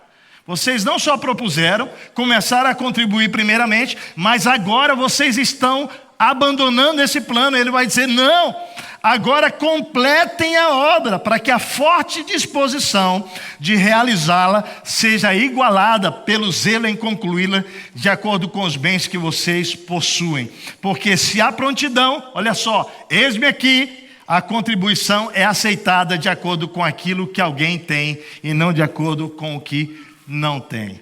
Ou seja, não basta começar bem, precisa terminar bem o que começamos, não é? Nós estávamos no meio de uma campanha para o nosso hangar jovem. Para quem não sabe, estamos construindo uma estrutura para capacitação de jovens, para despertar jovens, para enraizar jovens, enviar jovens para a nossa sociedade, para que eles possam ser uma influência realmente espiritual através da vocação deles, como médico, dentista, como chefe de cozinha, como político, como for, mas ele vai ser uma influência lá como discípulo de Jesus, não é? Como pastor também, como missionário, como que for, engenheiro. Mas olha só que interessante, nós começamos a campanha muito bem, vocês lembram? E aí nós suspendemos a campanha, você sabe por quê? Porque quando veio a inundação, nós decidimos que o recurso da igreja ia ser destinado para as famílias. Suspendemos. Mas nós precisamos celebrar primeiro hoje aqui. Alcançamos 1,5 milhão da campanha de 2 milhões. Vamos celebrar? 1,5 milhão. E essa semana já orando sobre tudo isso, dizendo: eu acho que é hora da gente voltar à campanha. Nós temos mais 5 meses para levantar 500 mil reais. Queridos, deixa eu dizer para você, a mesma alegria com que nós começamos, nós precisamos terminar essa campanha. Sim ou não? Sim. Então eu preciso apelar a vocês para que a gente invista nos próximos 5 meses para levantar os 500 mil reais. Estamos juntos, igreja? Sim ou não? Foi meia boca essa resposta aí. Quantos estão aí abertos aí para isso? Levanta a mão, por favor. Glória a Deus. Então Deus só queria ver o seu coração, porque hoje de manhã eu abri a campanha de volta. 500 mil reais daqui para dezembro. Hoje de manhã, mobilizamos a igreja, vamos, tal. Quando foi agora saindo de casa, a gente passou o almoço e a tarde inteira pensando no hangar jovem, com uma liderança do Brasil que coordena esse projeto também. Almoçaram lá em casa, passamos a tarde falando do hangar jovem. Na hora de sair, peguei o meu celular e fui ver as mensagens. A primeira mensagem que eu abro, é a que aparece, na verdade, apareceu, era uma família que não pôde vir hoje de manhã, estava em casa assistindo o culto de casa, adorando de casa e dizendo assim: pastor Tércio, nós queremos doar os 500 mil reais que faltam para completar a campanha.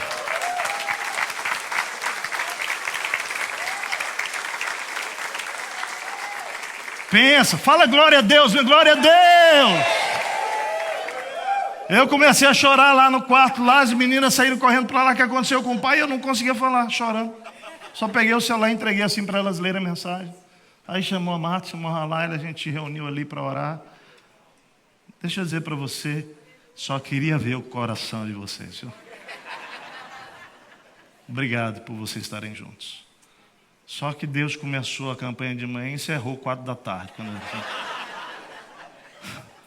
É brincadeira, papai do céu, né? Mas de manhã eu falei que a campanha, nós íamos somar a essa campanha as cadeiras. Vocês viram como essas cadeiras estão dobrando para trás, elas têm 12 anos, e nós compramos 1.500 e só estamos com 800 úteis hoje. Tá? Então nós não estamos conseguindo, nós estamos tendo que alugar para botar 1.200 cadeiras aqui. Então nós já chamamos a arquiteta, vamos comprar cadeiras novas, mais estreitas, vamos levar essas para o hangar, que ela vai ser muito útil lá para o hangar, no espaço juntos, todas essas, vamos comprar já para agora e vamos comprar cadeiras também lá para os nossos campos já, tá bom, gente? Por quê? Porque, graças a Deus, uma empresa de cadeiras que nós já estávamos olhando antes da inundação, cadeiras, mas estava bem complicado, nós não estávamos conseguindo negociar, nós íamos ter que dar esse passo, uma empresa cristã do Brasil, do nosso Brasil, está fazendo agora para o Rio Grande do Sul, para as igrejas, um parcelamento de 20 vezes para facilitar por conta da questão da inundação. Nós ligamos, falamos para eles que não fomos inundados em cima, só embaixo, mas tivemos uma despesa, e eles vão fazer as 20 parcelas para nós lá, e não vamos dar espaço de fé. Então vamos levantar uma campanha para cada um dar 2 cadeiras. Tá bom, gente? Vamos fazer isso? Você vai dar 2 cadeiras. Uma para seu alvo de amor, que você quer se converter a Cristo, lembra lá da sua célula? E a outra para você, mas ela não é sua, não vai ter o nome, nada disso aí não. Você não vai chegar aqui e dar licença da minha cadeira aí, que essa é minha. Não existe isso, viu, gente? Mas vamos fazer uma campanha, gente? Vamos? Vamos lá? Vamos e a gente encerra esse assunto, 250 cada cadeira, tá? Você parcela em 10 vezes de 50 pila, 20 de 25. Nós vamos fazer esse negócio. Vamos ou não vamos? Vamos lá. Por quê? Porque vai ser bem legal. Ela é acolchoadinha, viu? Já passou no teste de qualidade da arquiteta, tudo mais. Então vai dar certo. Qualquer reclamação você fala com a arquiteta. É brincadeira. Não, na verdade passou no teste aí, todo mundo gostou. Então tá bom, nós vamos agora, não precisa mais hangar, a gente encerra lá, porque o hangar não parou durante a inundação, só 15 dias. Se Deus quiser, a gente termina lá em novembro. E lançamos em março o primeiro grupo do Hangar Jovem, vai ser maravilhoso. 6º princípio. Agir generosamente é aceitável a Deus quando doamos de acordo com o que temos. Gente, isso aqui é lindo. Ele diz, se há prontidão, quando fala de prontidão, Deus está falando de quê? De algo externo ou interno? Põe a mão no coração. Deus está falando do coração da gente. Se há prontidão, cara, olha só, é o que basta para Deus. Por quê?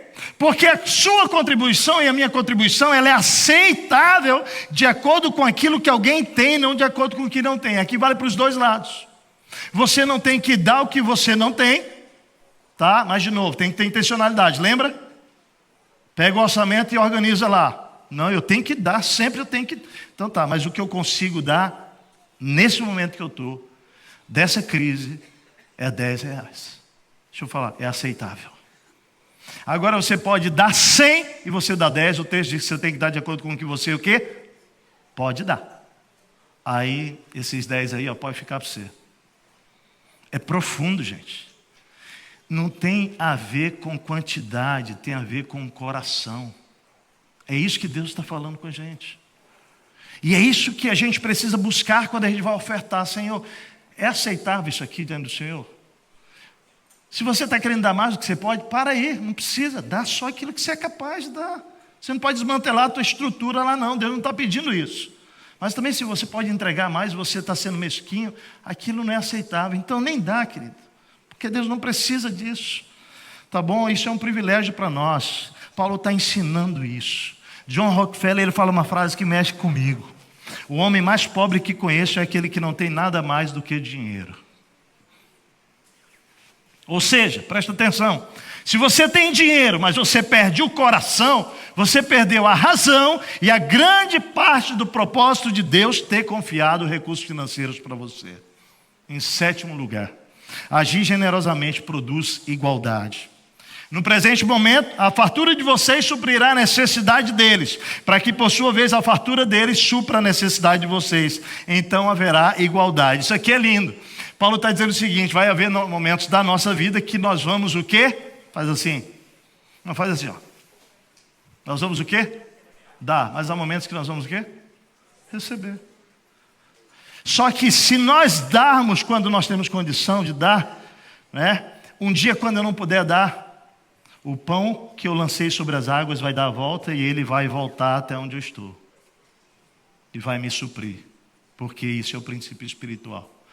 E dessa maneira, Deus vai nos colocando em condição de igualdade. Uma mente generosa, querido, ele não tem medo de repartir, porque ele sabe que quando ele reparte, o Senhor assumiu a responsabilidade de prover quando você não tiver. Pastor Hernandes Dias Lopes, ele diz o seguinte: o dinheiro pode lhe dar prazeres, mas não paz. Pode lhe dar aventuras, mas não a felicidade. Pode lhe dar um carro blindado, mas não a segurança real. Pode lhe dar uma casa, mas não uma família. O dinheiro pode lhe dar remédios, mas não saúde. O dinheiro pode lhe dar bajuladores, mas não amigos. Pode lhe dar um rico funeral, mas o dinheiro não pode lhe dar a vida eterna. O último princípio de generosidade para lembrar. Por que agir generosamente? Porque quando nós agimos generosamente, isso multiplica bênçãos de todas as formas sobre a nossa vida e resulta em transformação de vidas. Olha que lindo. Ele fala assim na segunda carta aos Coríntios, no capítulo 9. Aquele que supre a semente ao que semeia e o pão ao que come, esse é Deus, também lhe suprirá e multiplicará a semente e fará crescer os frutos da justiça. Então ele está falando aqui sobre, à medida que eu ajo generosamente, vai acontecer uma multiplicação de bênçãos de todas as formas da minha vida. E ele fala, vocês serão enriquecidos de todas as formas. Não é só materialmente, de todas as formas, para que possam ser generosos em qualquer ocasião e por nosso intermédio, a sua generosidade, olha só que lindo, resulte em ação de graças a Deus. Ou seja, ele continua dizendo, o serviço ministerial, esse serviço ministerial é a generosidade que vocês estão realizando, não está apenas suprindo as necessidades do povo de Deus, mas também transbordando em muitas expressões de gratidão a Deus. Ou seja, quem está recebendo a generosidade está conseguindo agradecer a Deus.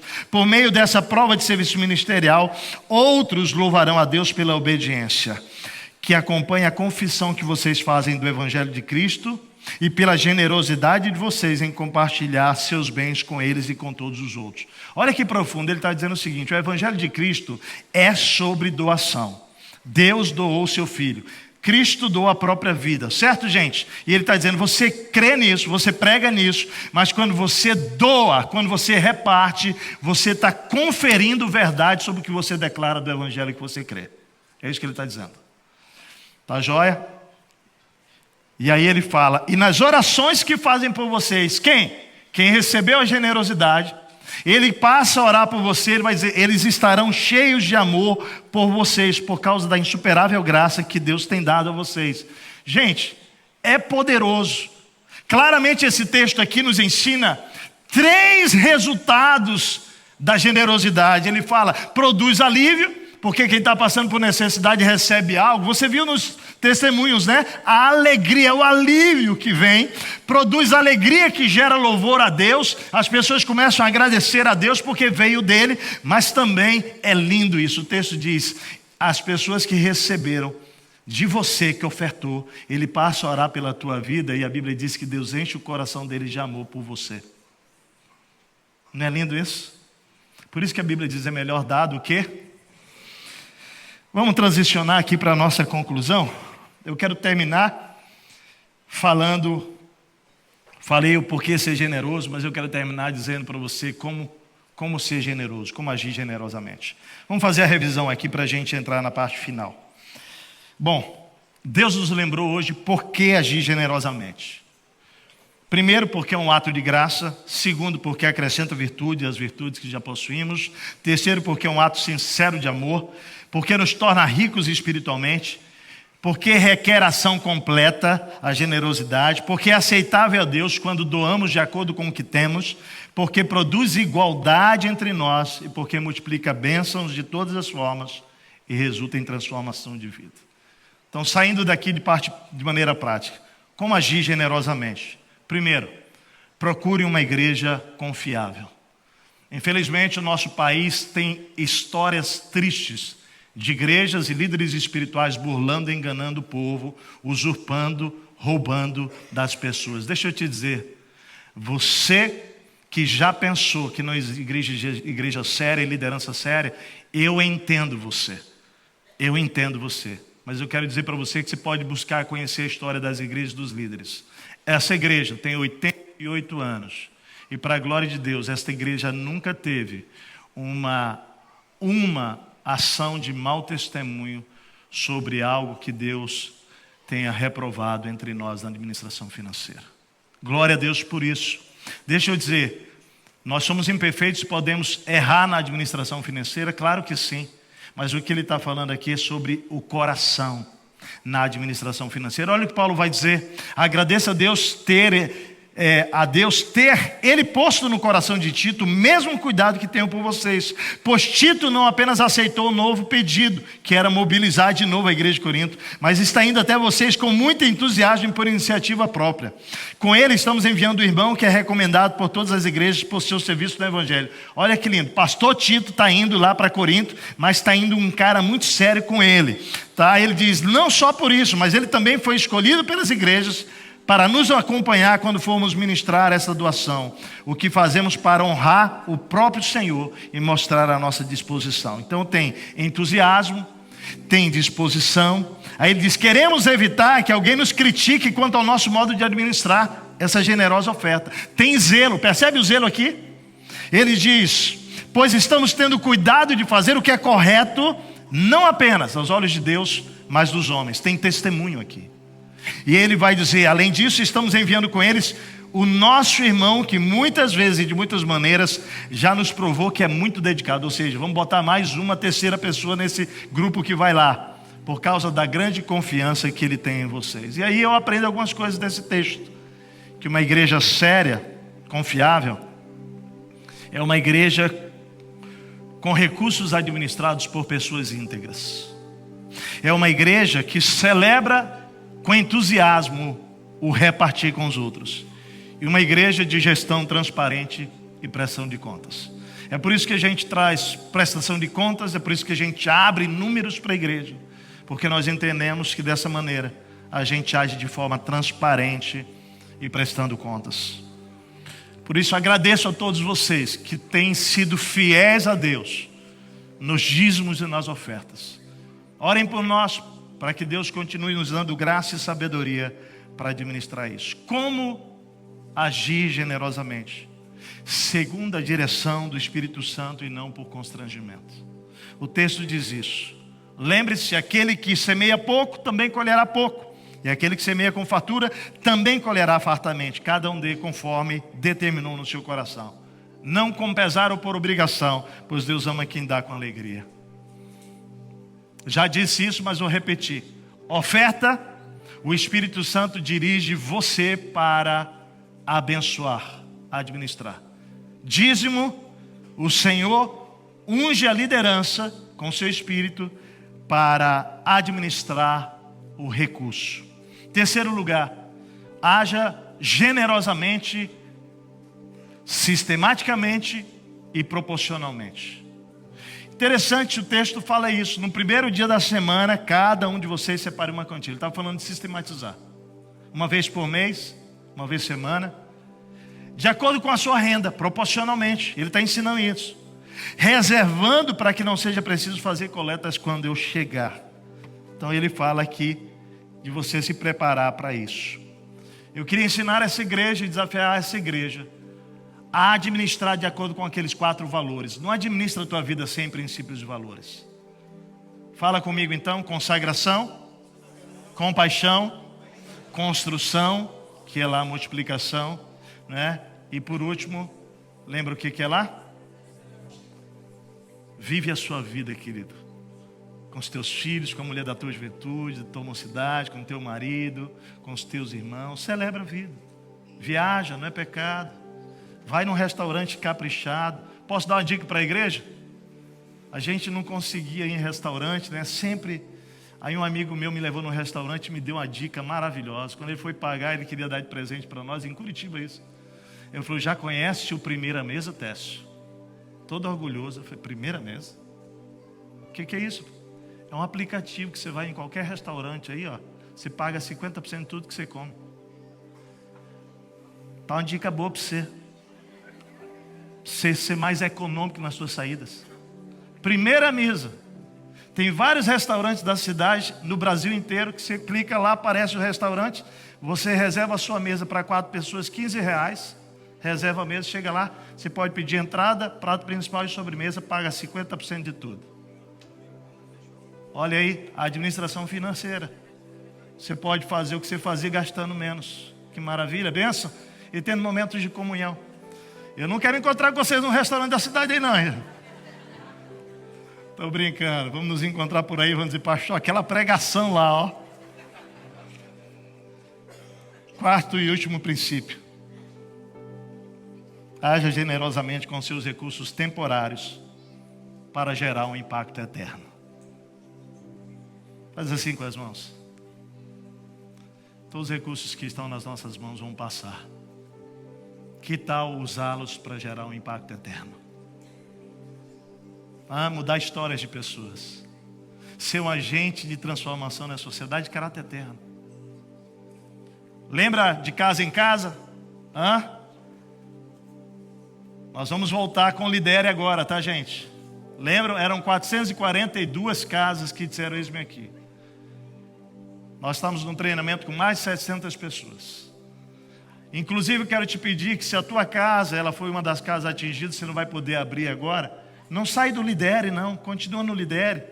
Mas diz, eu vou abrir a minha casa mais para frente, que a gente está reorganizando. Sabe por quê? Porque nós vamos abrir as casas de 2 em 2 ou de 3 em 3. Então, você vai para a casa de alguém, até que a sua seja arranjada lá. Mas não desiste do caminho. Não deixa o propósito mudar no teu coração por causa da inundação. Mas eu estou imaginando as nossas casas recebendo nossos amigos e todo mundo trazendo um cafunézinho para botar na mesa e a gente repartir. Por quê? Porque nós estamos lidando com recursos temporários que vão impactar histórias por toda a eternidade. Isso é lindo, isso é maravilhoso.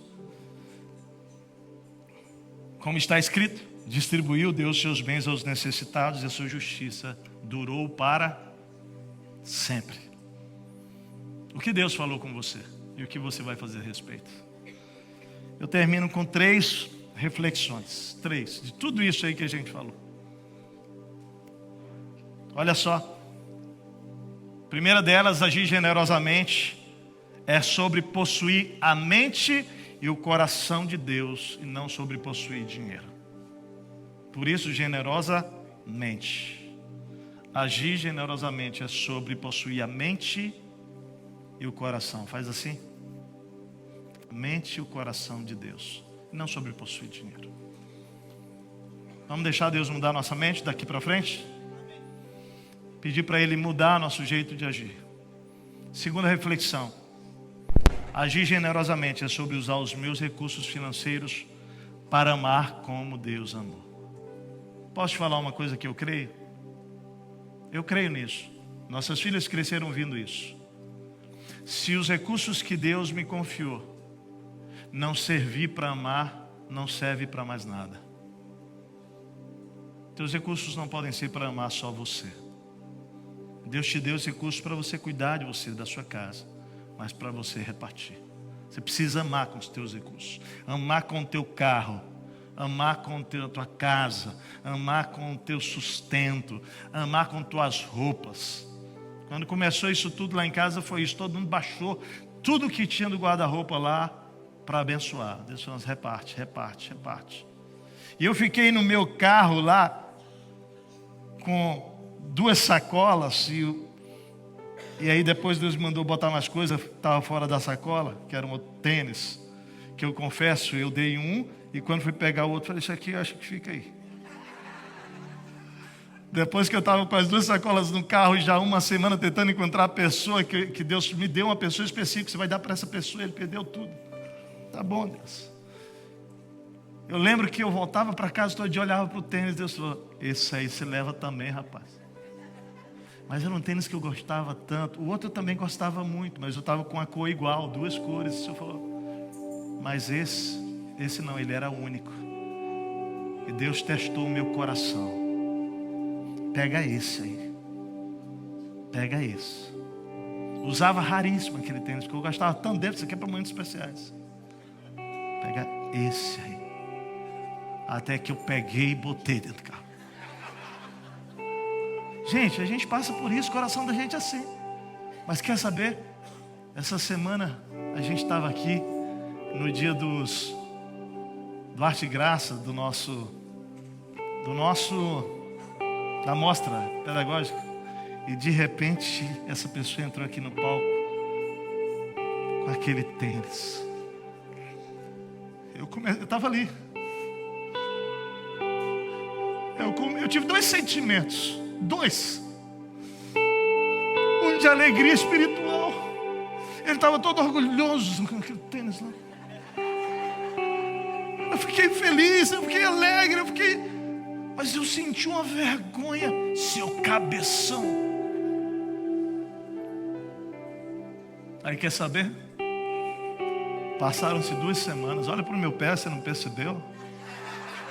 Olha para o pé, gente. Não está charmoso? Ganhei esse. Deixa eu te dizer, Deus estava bobão. Eu nem ia te dar esse se você não tivesse feito aquilo. Que coisa, gente. Eu também estou aprendendo. Mas eu quero dizer para você,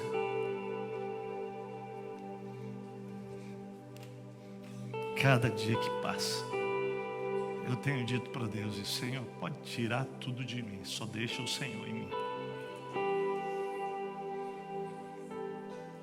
Tudo vai passar, gente. Tudo vai passar. Deus falou com você?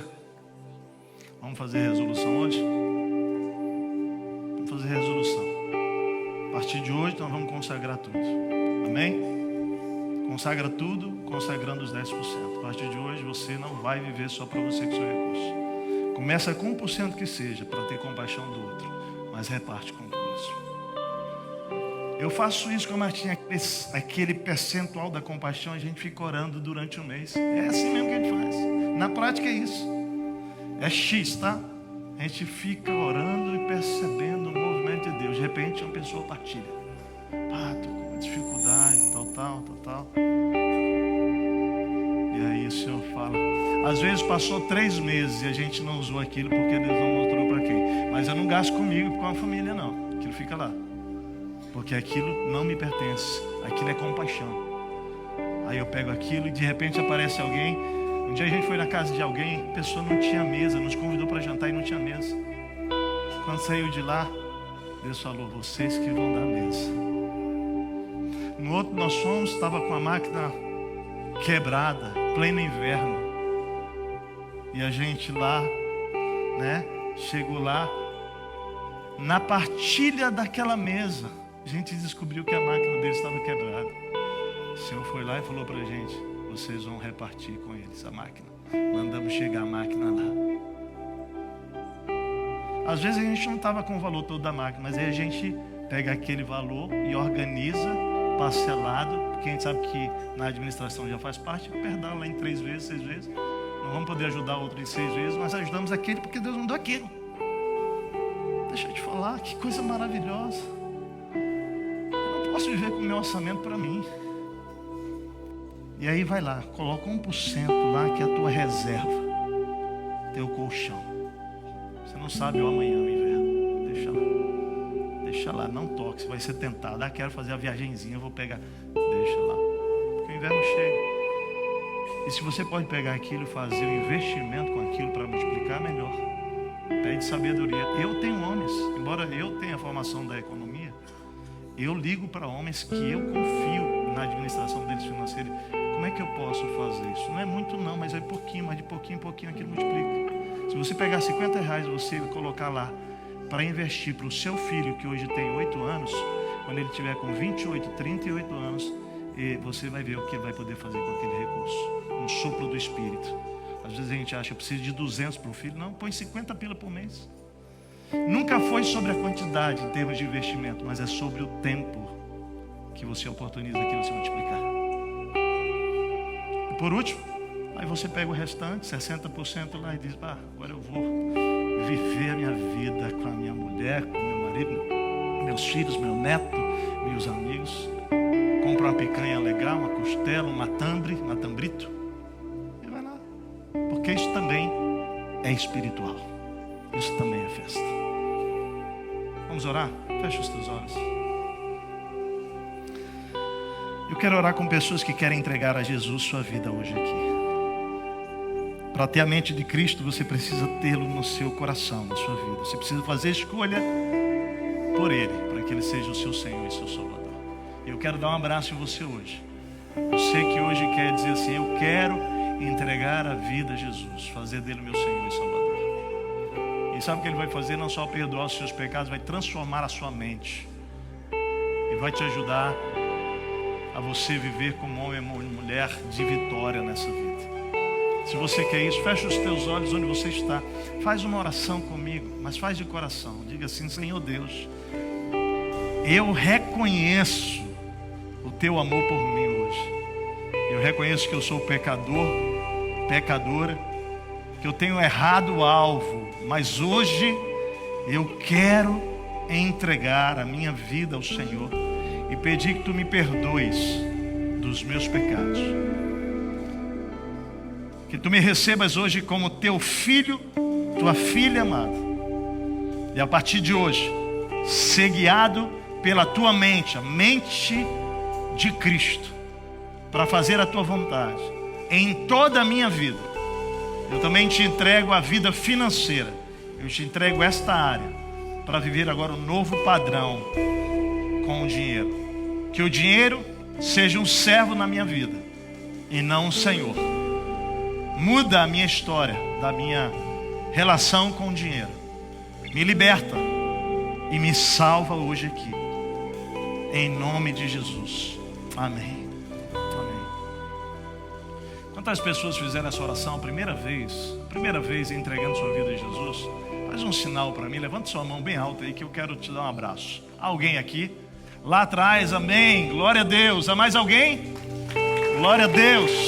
Há mais alguém? Vamos ficar em pé, gente. Eu vou pedir para você que levantou a mão aí, que fez essa oração, eu gostaria de te dar um abraço. Sai do teu lugar e vem aqui à frente, por favor. Quero te cumprimentar. E se mais alguém fez essa oração, sai do seu lugar e vem aqui enquanto cantamos essa música. Nós queremos orar com você. Nós queremos te abraçar, queremos abençoar a tua vida. Isso, pode vir aqui à frente. Se há mais alguém que fez essa oração, sem nenhuma vergonha, vem aqui à frente, nos permita orar com você. Mas olha aqui, igreja. Olha para mim aqui, a igreja de Jesus. Nós vamos fazer um desafio que vai envolver a igreja agora. E aí a gente canta essa música. Igreja, oh rapaz, bem-vindo à família espiritual. Bem-vindo, querido. Jesus ama você. Glória a Deus, bem-vindo. Oh, querida, bem-vinda à família espiritual. Linda família, glória a Deus. Se Deus falou com você, você fez essa oração, vem à frente. Família linda. Mas eu quero orar com a igreja hoje. Eu quero orar por você. Deixa eu falar uma coisa para você. Quando Deus colocou essa palavra no meu coração, já tem mais de 6 meses que essa palavra está sendo trabalhada no meu coração. E quando Deus falou, agora é a hora de você pregar, eu quero dizer para você, eu falei, mas Deus, bem agora no meio da inundação. Eu falei, exatamente agora que você vai falar. Eu quero dizer para você o que Deus falou para mim, ao meu coração. Que hoje, não apenas Ele ia salvar pessoas, mas hoje é dia de libertação da igreja. Da igreja. Sabe por quê? Porque assim foi na minha vida. Eu me converti, mas levou tempos para eu entender que o dinheiro precisava se tornar um servo na minha vida e não um senhor. Ou seja, eu não podia ser dirigido na minha vida por dinheiro, mas eu precisava usar o dinheiro para cumprir os propósitos de Deus na minha vida. Tem muita gente padecendo nessa área financeira. Já se converteu, Cristo já é o Senhor, mas ainda tem uma relação com o dinheiro que não é a partir dos princípios e valores da palavra. E tem sofrido, tem padecido. Mas eu quero te dizer que Deus te criou para ter uma vida abundante em todas as áreas. E de novo, a vida financeira, ela não pode ser desconectada da vida espiritual, porque nós somos um ser integral. Então hoje, Deus te trouxe aqui para receber essa palavra, para você tomar uma resolução, que é, a partir de hoje, eu vou viver a minha vida financeira a partir de princípios espirituais. Porque se o dinheiro se submeter aos princípios espirituais, essa área da sua vida se submete a Cristo. E você vai receber abundância na tua vida nessa área. Então eu quero orar hoje por você que é discípulo de Jesus, que quer quebrar hoje vínculos, histórias de administração financeira que trouxeram crise, problema e tem trazido até hoje dor para você. E dizer, eu quero administrar a vida financeira espiritualmente a partir da palavra, a partir de hoje. Sai do teu lugar e vem enquanto cantamos. E nós vamos terminar orando aqui por tudo isso, tá bom? Enquanto adoramos ao Senhor. Vamos adorar, você pode vir, você pode sair do seu lugar e vem, né? Porque nós vamos fazer uma oração aqui de quebra de tudo que pode impedir você de ter uma libertação espiritual nessa área, amém? Sai isso, vem, sai do teu lugar, adora ao Senhor. Quão grande é o meu Deus. Isso, vem, querido, vem. Quão grande é o meu Deus. E todos hão de ver. Pode vir pra frente, vem pra frente aqui para as pessoas chegarem. Isso, pode vir, querido. Consagrar ao Senhor. Declare isso, quão grande é o meu Deus. Cantarei quão grande é o meu Deus, e todos hão de ver. Quão grande é o meu Deus.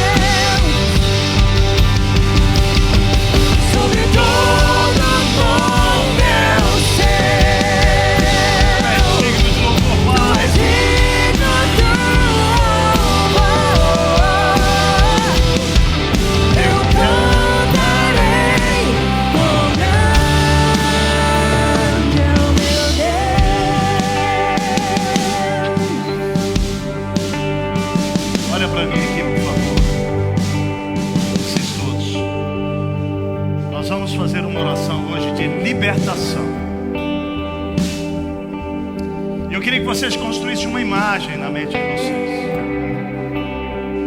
Porque quando Cristo Jesus entrou na nossa vida e nos fez nosso Deus, nós éramos prisioneiros, tá? Então pense agora numa jaula, pense mesmo numa prisão. Você estava lá dentro quando você se converteu a Cristo. Mas quando você se converte, sabe o que Cristo fez? Ele quebra as correntes, ele abre as portas e ele me tira daquela prisão e ele me faz livre agora para viver a vida abundante que ele tem para nós. Tudo bem? É isso. Só preste atenção.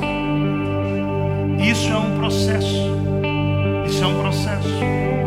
Alguns de nós têm revelação de Deus na conversão que já me tira de uma vez. Mas outros, a porta já abriu, mas eu continuo lá dentro. Porque o conhecimento da vontade de Deus, a revelação da vontade de Deus, é que vai fazendo, eu não quero mais viver assim. Aí você dá um passo para frente. Se é na vida sexual, você diz, eu não quero mais viver essa imoralidade. Você vai saindo daquela prisão. A prisão já está aberta, você já pode sair dela. No mundo espiritual você já está livre, mas você não se apropriou da sua liberdade ainda. Você está lá dentro. Hoje, o que Deus está fazendo hoje aqui é abrindo os nossos olhos espirituais e dizendo, você não precisa ficar mais dentro dessa prisão. Eu já abri para você essa prisão. Você já está livre. Você já está enriquecido por todas as coisas, porque Ele é a nossa riqueza. Nós não vivemos para essa terra. Nessa terra a nossa missão é amar e repartir o que recebemos de graça. Então hoje o que Deus fez foi abrir os olhos de vocês. E hoje espiritualmente nós vamos orar agora para que vocês possam se apropriar da liberdade que vocês já receberam em Jesus. Então hoje sabe o que vocês vão fazer? No meio dessa oração eu quero que você se veja naquela prisão com a porta aberta, dizendo, eu não fico mais dentro dela, eu recebi a minha liberdade. E você vai sair da prisão. E o que significa isso hoje? Que a partir de hoje, à medida que você vive o que você recebeu de Deus, você se apropria da libertação, entende? Não é só o conhecimento, é a prática que dá acesso a você da tua plena liberdade na área financeira. E nós vamos orar por isso hoje, tá? Deixa eu dizer para você, nós temos pessoas da nossa igreja que são consultores financeiros. São homens capazes de ajudar você a organizar a tua vida financeira. Nós temos pessoas, homens e mulheres. E você pode pedir ajuda para que a gente sente com você. E esses irmãos que são como você, irmãos em Cristo, mas eles já entenderam a administração financeira. Ele vai pegar as tuas... Você só tem que ter uma coisa, transparência, verdade. Porque quando você edita informação não dá certo. Você tem que botar tudo na mesa e dizer assim: essa aqui é a minha confusão financeira. Sabe o que eles vão fazer? Ó, vamos lá, vamos montar um planejamento. Talvez vai levar 1 ano para você sair na prática disso, mas você vai começar a colocar em ordem os princípios e você vai agir de maneira que você vai receber plenamente a libertação nessa área da tua vida. Sabe por quê, gente? Porque essa é uma das áreas. São 28 anos como pastor que eu percebo que mais o povo que se converte tem dificuldade para experimentar a liberdade. É a área financeira. O cara já está livre disso, daquilo, mas na área financeira o dinheiro ainda é por isso que Jesus diz que não dá para seguir a Jesus e a Mamon. Você vai ter que escolher um Senhor, ou ele ou o dinheiro, porque o dinheiro tem poder para se tornar na minha vida o meu Senhor e roubar a minha liberdade. Vamos orar para que Deus quebre isso hoje? Vamos orar? Amém, amém. Coloca a tua mão no teu coração aí, vamos orar agora.